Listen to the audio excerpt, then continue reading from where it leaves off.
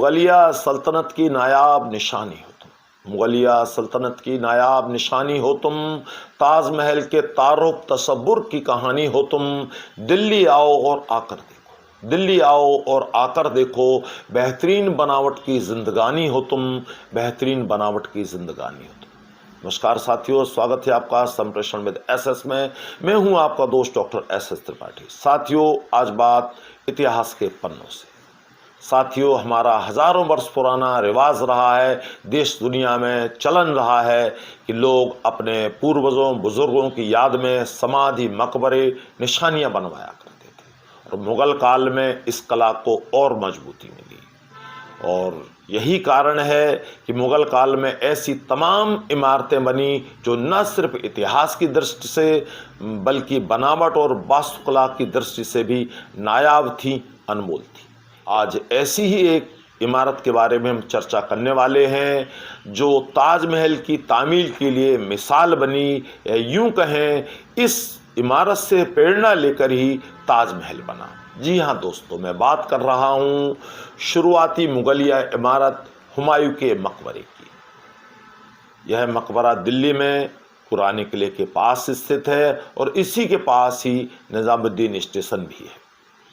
1993 में यह मकबरा विश्व की चुनिंदा धरोहरों में शामिल किया गया। तो आइए रूबरू होते हैं इस इमारत की बनावट से, इसके इतिहास से और इसके महत्व से। हमारी इल्तिजा है कि आप हमारी हौसला अफजाई करें और हमारी मेहनत को इज्जत बख्शें। आइए बात करते हैं इस इमारत के इतिहास के बारे में। साथियों, यह इमारत बनाई गई है मुग़ल बादशाह हुमायूं की याद में।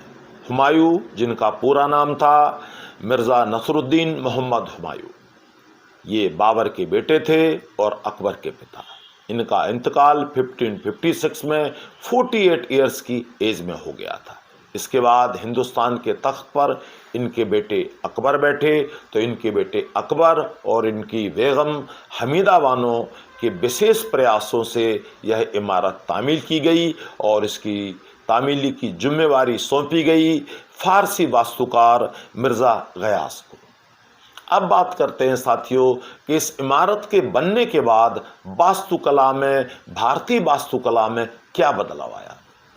इसके लिए हजारों फारसी और हजारों हिंदुस्तानी कारीगरों ने कड़ी मेहनत से इस मकबरे को तैयार किया और यह मकबरा 1565 से 1572 यानी लगभग 8 वर्ष में कड़ी मेहनत से तैयार हुआ।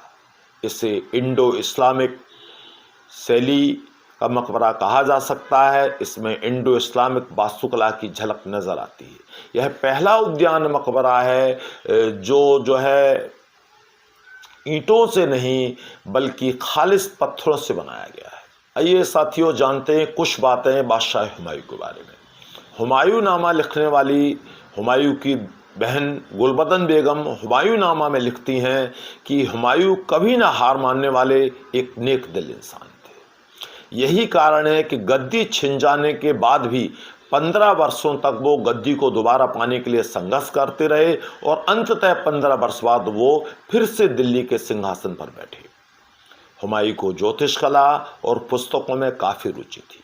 हुमायूं ज्योतिष के अनुसार अलग अलग दिन अलग अलग रंग के कपड़े पहना करते थे। लेकिन उनकी बहन लिखती, हुमायूं किस्मत के धनी नहीं थे। उनके भाई उनके लिए हमेशा मुसीबत बने रहे और दिल्ली की गद्दी पर दोबारा बैठने के कुछ ही महीनों बाद सीढ़ियों से गिरकर उनका इंतकाल हो गया, जिसके तुरंत बाद उनके नौजवान बेटे अकबर को दिल्ली के तख्त पर बिठाना पड़ा। साथियों, अब कुछ बातें हुमायूं के मकबरे के बारे में, यह पहले कैसा लगता था और आज कैसा है। साथियों, अंग्रेजों के शासनकाल में और उसके बाद बंटवारे के बाद तमाम शरणार्थियों को यहाँ ठहराने की वजह से यह मकबरा दुर्दशा को प्राप्त हुआ और इसके तमाम चिन्ह मिट गए। इमारत को काफ़ी नुकसान पहुँचा। यहाँ बड़ी बड़ी झाड़ियाँ, घास, पेड़ उगाए और यहाँ तक कि मकबरा दूर से नज़र आसानी से नहीं आता था। लेकिन लगभग आज से 20 साल पहले आगा खान ट्रस्ट और भारतीय पुरातत्व सर्वेक्षण के संयुक्त प्रयासों से इसकी रौनक दोबारा बहाल की गई और उसमें तमाम इसकी जो मरम्मत के कार्य इस प्रकार किए गए कि इसकी बनावट को, इसकी वास्तुकला को कोई क्षति न पहुंचे। और आज हुमायूं का मकबरा एक देखने लायक दर्शनीय स्थल है। अब कुछ खास बातों में सबसे पहली बात तो ये है कि हुमायूं के मकबरे में आज भी मुग़ल परिवार के 100-150 लोगों की कब्रें मौजूद हैं। इनमें दारा शिकोह और हमीदा बानो की कब्रें मुख्य हैं। इसका नया रास्ता पश्चिमी दीवार को तोड़कर बनाया गया है, तो जब आप इसमें देखने जाएंगे तो आपको पता चलेगा कि यह दरवाज़ा दीवार को तोड़कर बनाया गया है, जो अलग से नज़र आता है।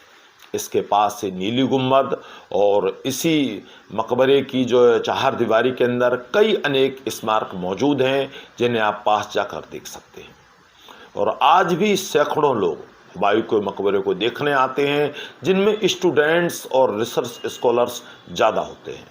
अगर आप इतिहास और स्थापत्य कला के शौकीन हैं तो मेरा मशवरा है हुमायूं का मकबरा ज़रूर जाकर देखें। आपको निश्चित तौर पर वहाँ एक अलग प्रकार की वास्तुकला देखने को मिलेगी।